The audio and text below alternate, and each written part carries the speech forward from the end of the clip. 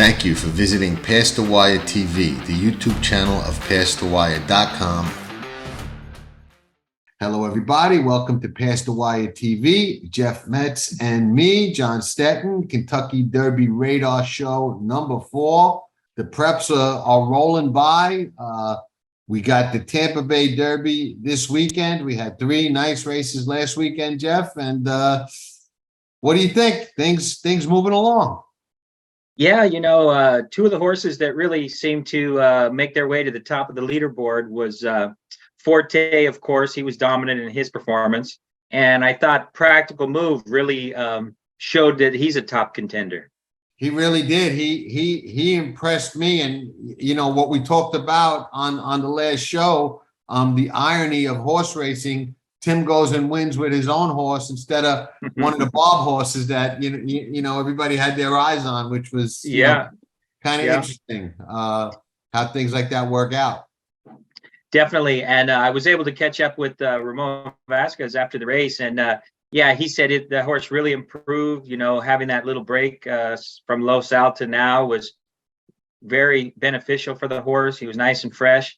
He was loaded around the turn, and I said, man, he's going to go for the rail. And when that rail opened up, he just went on through. So, it was great catching up with him. And he said he got to know the horse a little better. So he likes his chances moving forward because he is on a fresh horse that really kind of stamped his ticket into the Derby. Absolutely. Now, let me ask you this, which I think is interesting.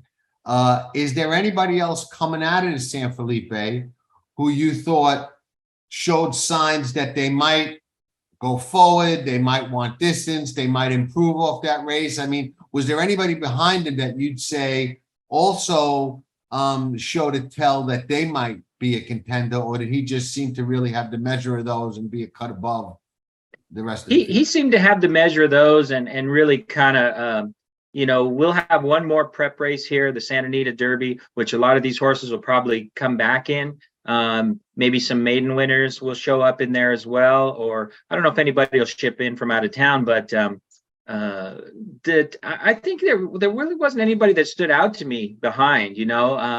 When he made that move, I just really focused on him getting to the wire, and I didn't get too much involved with the ones behind him. Although some of the horses that we talked about, the Ed Mosier horse and Hajaji, I think they kind of they didn't quite stand up to what we were hoping they could do. So, right. I thought John Sheriff's horse might be one to watch to improve a little bit. I think Skinner is his name. And the other with John Sheriff horses, they tend to just get better with races, and they tend to get better with distance. So, I could see your point there where you could make a case for him. I'll tell you. I was at the Fountain of Youth, and when we did the last show, I spoke about, horses maybe catching up to Forte, maybe him not, taking that step forward and progressing. And, when I saw him work and when I saw him school in the paddock, he gave it every indication he did. When I saw him in person on Saturday, come into the paddock, walk around the ring with those other horses. Yeah, he did get a little hot warming up, but he really outlooked the field to the eye. He really did. I mean, he looked like he was the dominant equine athlete in the paddock, and he knew it. And everybody else there, horse and person looking around, could see it as well. It was very obvious. And the interesting thing was, I watched the race. It was the last race on the card, and I wanted to get out of there. So I actually went out to the parking lot, and I like to watch races from this spot anyway. I watched it from the very top of the stretch, just as they come out of the far turn and straighten away in the stretch. And at that point, he was like 4th on the outside and pretty wide, and just kind of moving up into contention.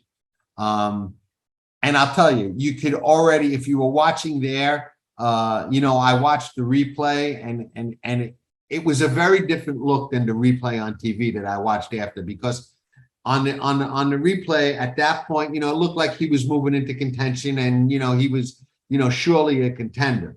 Live, watching it out there on the rail, the race was already over. You can tell. I mean, he was just full of run. He wasn't breathing hard. He was in a breeze. The other horses were already working and exerting and snorting and breathing hard. And you can tell that, he wasn't. He hadn't even asked him to go yet. There was a lot of gas in the tank, and he really was a lot more push button visually watching in person at that point than it appeared watching the replay on television, which I did do later. As soon as he passed me at the top of the stretch, I said, well, this race is for second. He's going to win by open lengths, because, I saw all the other horses. And like I said, there was nobody that had nearly the energy level. And you as a horseman probably know from watching horses breeze and train in the morning what I'm talking about. The regular race watcher who watches a lot on TV might not realize it, but you could just see it at that point.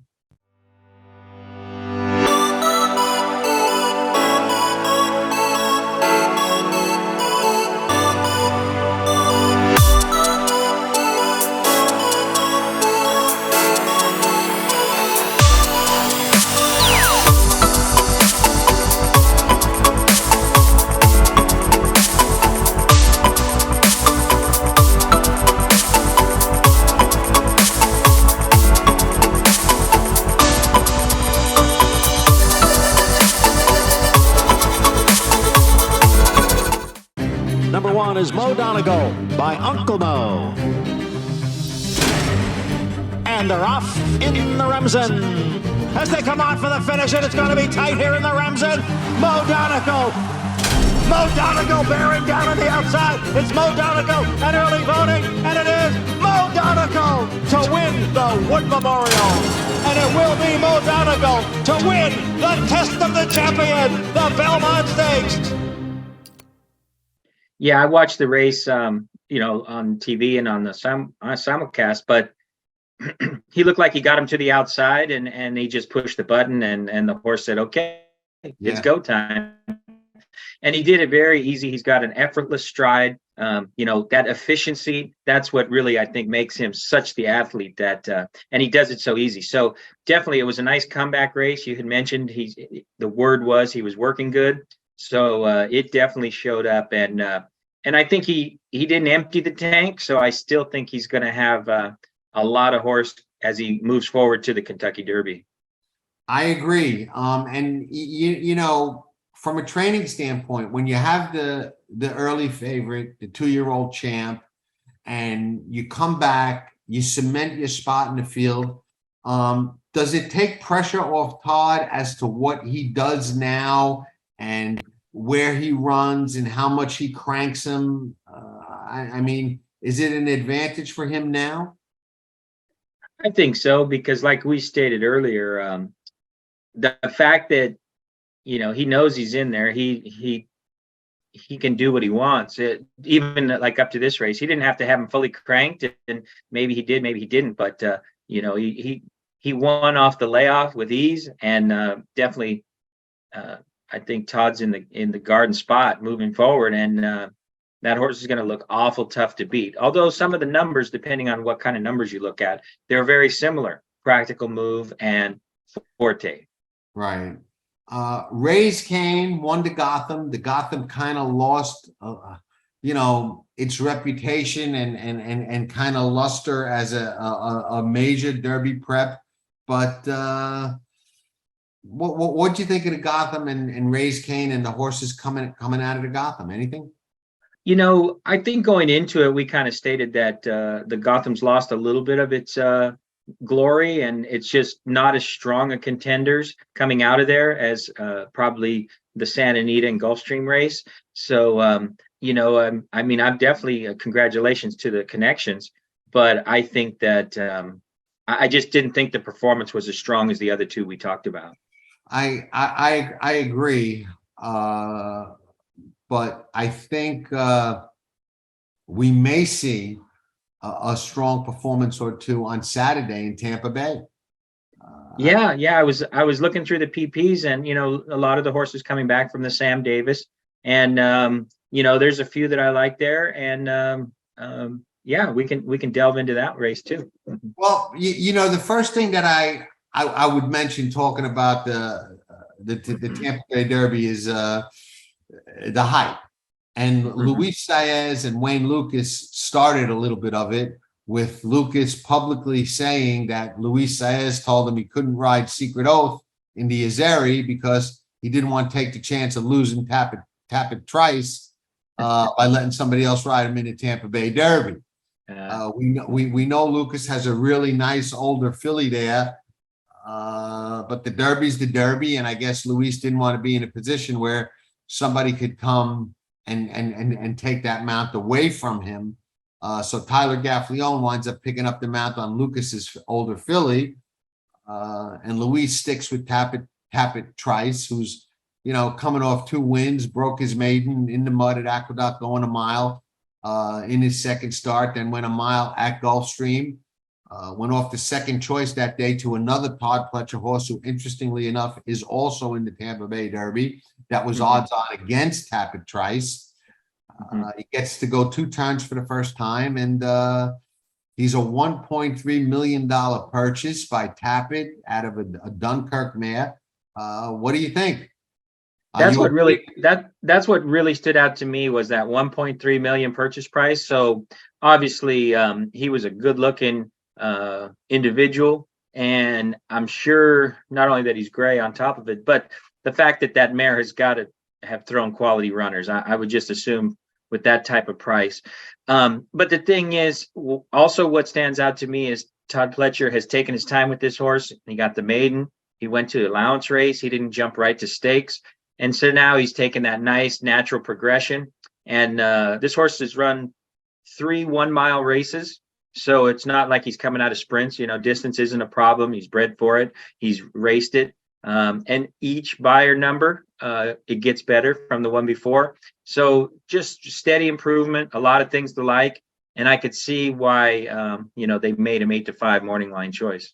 Yeah, I agree. He checks a lot of boxes, if not all of them. I mean, maybe the only question mark is 2 turns, but I agree with you. I don't see anything that would indicate that that's going to be an issue whatsoever. He does have that quirky Tampa racetrack, which we've discussed, several times in the past, to deal with.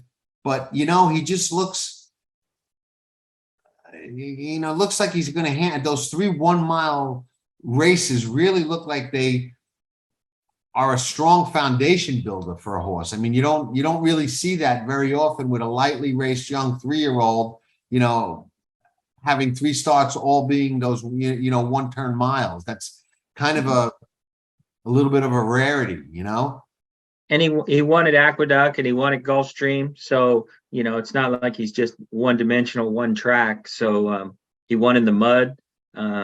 Yeah, so, and he was off slow that day at Aqueduct as well, and still, dug in, was very game to get up. He beat Slip Mahoney that day, who's the horse that runs second into Gotham last weekend. So he beat, a quality runner that day. And then he come back and he did win pretty easily at Gulfstream Park. So I think we can agree he's a legitimate favorite. I did think it was interesting that Todd's other horse, and Shesterkin, however you pronounce that. Apologies if I'm getting it wrong. That horse won a big race, ran a big race first time out to win on debut, went off 4-5 against Tapit Trice, and Tapit Trice as the longer Pletcher horse in the race. Not that he was very, very long, but he was longer odds than this one.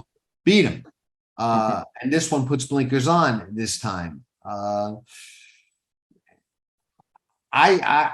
tell you, I wouldn't be shocked if he turns the tables. I really do. I think Pletcher's got 2 very, very live runners in here. I think there's a lot of speed, and I think that favors Tapit Trice. But if Shesterkin can sit a trip, even putting the blinkers on, or maybe clear and be, quote, that cliche speed of the speed, it wouldn't surprise me.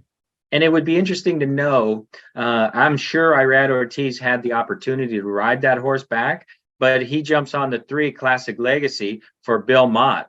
And so that speaks a lot to me that Irad. I agree. And from a betting perspective, I will tell you this. Classic Legacy would probably be the horse that I would bet on in this race if I'm betting on it. That's not to say that I necessarily think he's the best 3-year-old or the best Derby horse in here or coming out of here, but I just think on Saturday he gets the right kind of setup and the right kind of scenario to maybe upset, minor upset. I mean, he'll be 5-6 to 1, but maybe minor upset those other 2 horses, maybe a couple of others in here, because he's going to sit off the pace right behind the speed, get to jump on the deep closers. He's gone forward in a second off the layoff situation in the past. He is second off the layoff. It's his second run at Tampa. So he's gotten a little bit used to that track.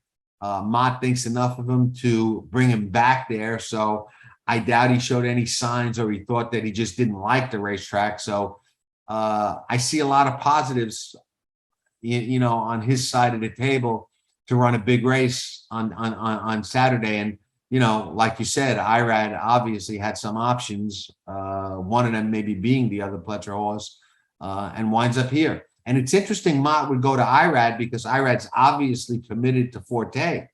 Mm-hmm. So it's probably a one and done, and probably a situation where he just opted for the best rider to get the best chance to win and get those points. Yeah. Kind of taking it one race at a time. There were 2 other horses that kind of caught my eye that I liked. And one was Classic Car Wash. I thought there was something about him that he may be a notch below, but he was in the mix last time. And another horse called Groveland for the Owen Hardy stable. So that's another one and both of those come out of the Sam Davis, so they've all run together and they've been close within 1 to 2 lengths of each other. So I think it'll come down to the trip and a couple of these, if they can turn the tables on some of these other horses. Yeah, no argument on either one of them. My knock on Classic Car Wash, if you can call it a knock, is that he does, even though he ran well last time and he ran from off the pace and he was running okay late. I mean, I watched the replay. He just does look a cut below some of the better ones in here. Groveland to me was more interesting of the 2 because he looks to me like he's still learning and kind of figuring things out. And he really has never run a bad race. He's always around there. He's close to the pace and he hangs in, gutting it out. And I could see him running a similar kind of race, being closer to the pace and just hanging in there longer than people think. And Owen Hardy is one of the trainers who, on my list anyway, is another one that brings them along slowly and patiently and kind of runs them into shape and lets them develop over time, as opposed to really, cranking them up and having them on, full go right out of the box. And, this horse trains at Tampa, so his works are at Tampa. His last few races were at Tampa. So he doesn't have to ship. He gets to run right out of his stall. And, being by street sense out of a Medaglia d'Oro mare, I think, he's run his last 3 races were his best as he started going even farther, stretching out. Yeah, no, I mean, he's a Godolphin homebred. And I think, like you pointed out, he would be, the local hopeful, in my opinion, to kind of maybe upset. And we see that happen at Tampa. We've discussed it. It's a quirky track. He ran once on synthetic at Gulfstream. Then, his next 4 races were all over the Tampa Strip. So, he handles it well for sure. How much of an advantage is it to run right out of your own stall in one of these kind of races? I think it's if given the choice, I think it's much easier to run out of your stall and not have to ship, because even if you're running at the training center, and a lot of these horses ship quite a bit from Palm Meadows or Palm Beach and the training centers, and they're beautiful training centers, to my understanding, and they ship and run, and they do quite well. But my thinking is, it's just like us. If we're at home and we know our routine versus when the sports athletes are on the road and they're at hotels and they, it's just a little bit different. So for them, they might come in a couple days early, school in the paddock, and then run. Every once in a while, some guys will just ship in day before or day of the race, ship in 30, 60-minute van ride in, run the race, same thing, head home. But the horses do it so much that they're used to it. Now, these are younger horses. They haven't run as much as maybe a 4 or 5-year-old that's been campaigning, flying around the country or the world racing. But still, if you give them the choice, I think a guy would want to run out of their own stall. And that's why once they do get into the Kentucky Derby, you'll see some of them go 2-3 weeks early into Churchill Downs and get settled in real well.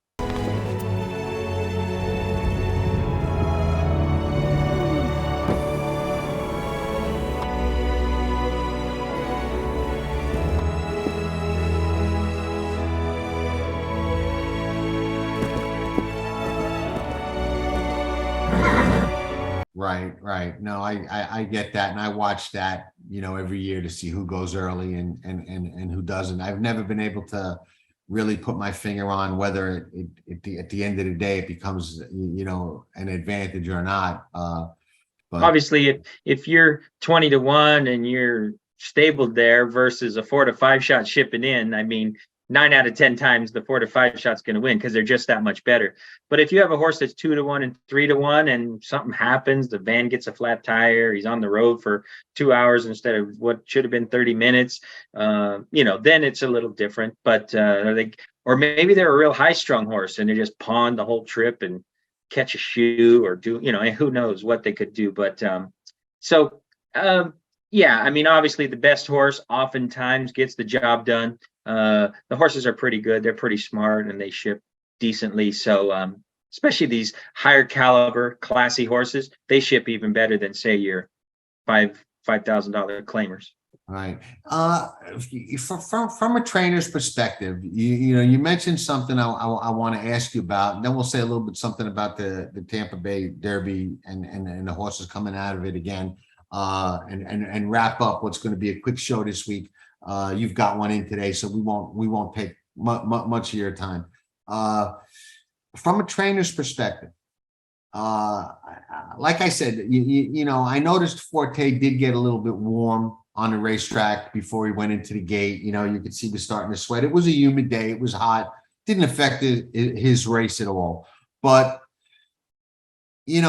how much is it that a horse has to do, or how exerted or worked up does a horse have to get where you make a statement like, he left his race in the paddock, or he left his race on the, on the track before they got in the gate, to really take it away from 1,000-pound animal, an athlete, who's got some experience.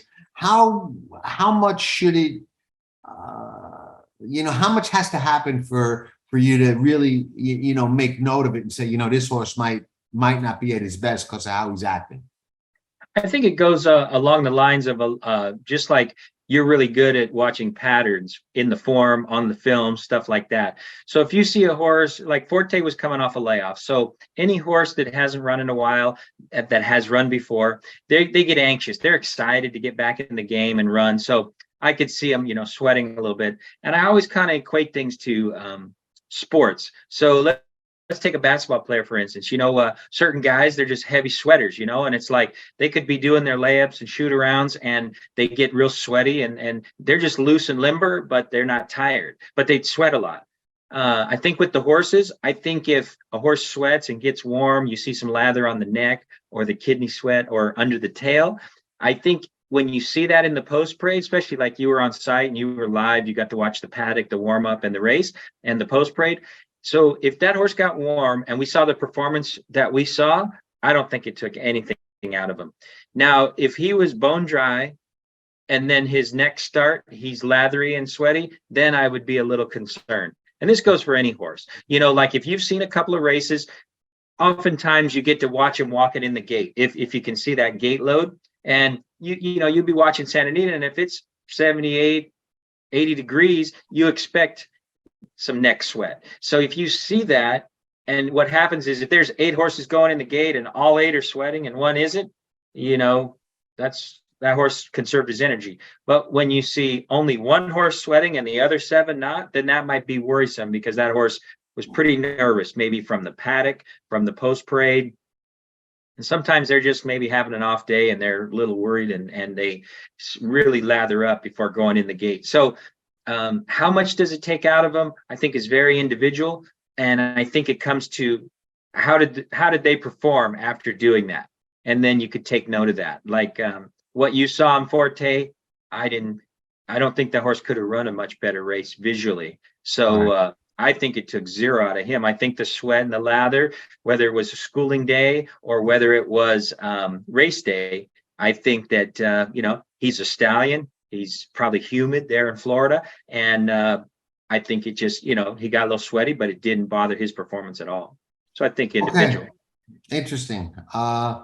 We'll wrap up with this. And we learned it a couple of years ago on a show that you and I did, where we talked about Known Agenda, who didn't run well at Tampa. And we're going to give a word to the wise that watched this episode. Watch the Tampa Bay Derby, and some horses might not like the track and might run very well coming off this racetrack going forward. We've seen it in the past. Known Agenda is a popular example because we talked about him on the show. So I'm bringing him up, but it's happened many, many, many times. Tampa, for what it's worth, is a quirky type of track. It's a great track for horses to get foundation, and I like to use the term legged up on. So watch a lot of these horses coming off this racetrack, going on to faster, tighter, different type of surfaces, because they tend to really move up after they come off Tampa. And,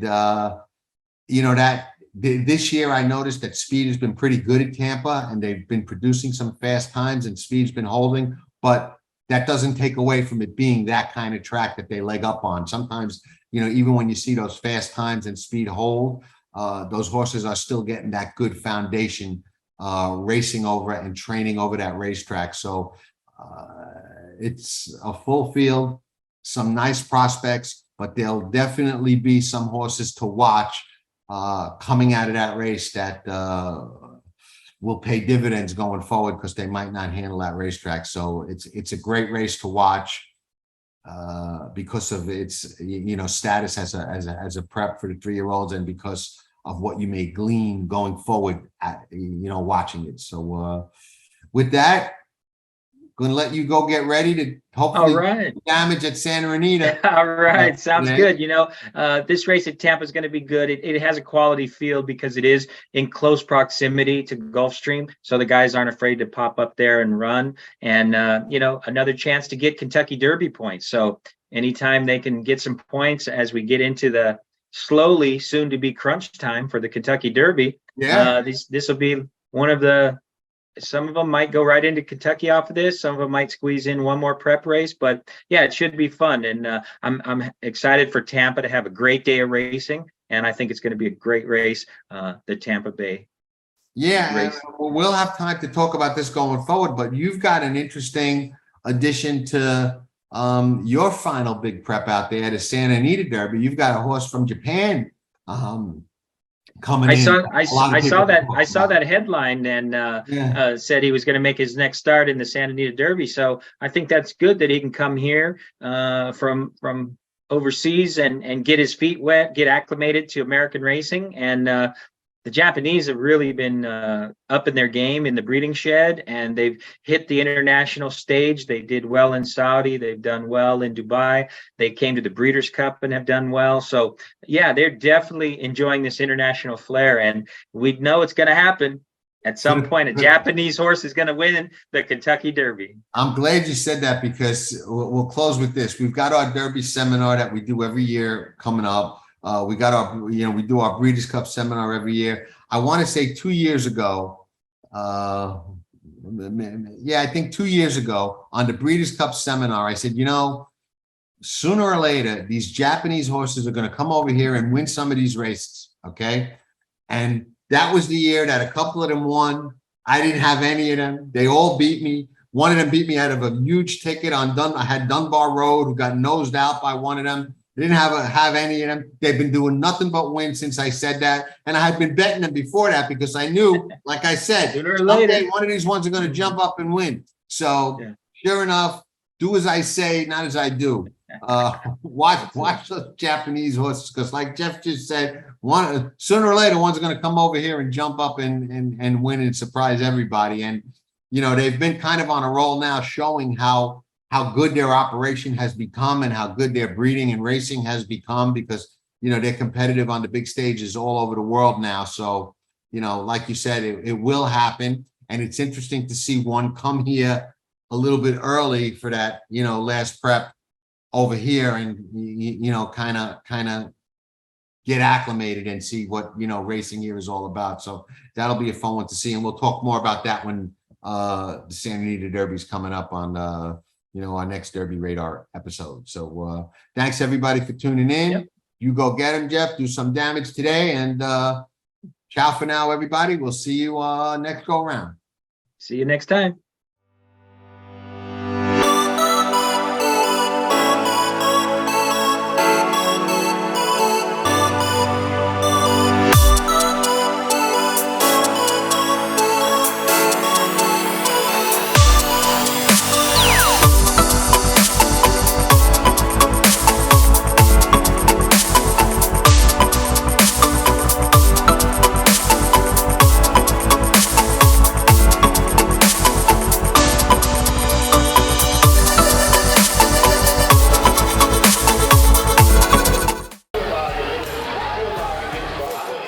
Nobody does it better.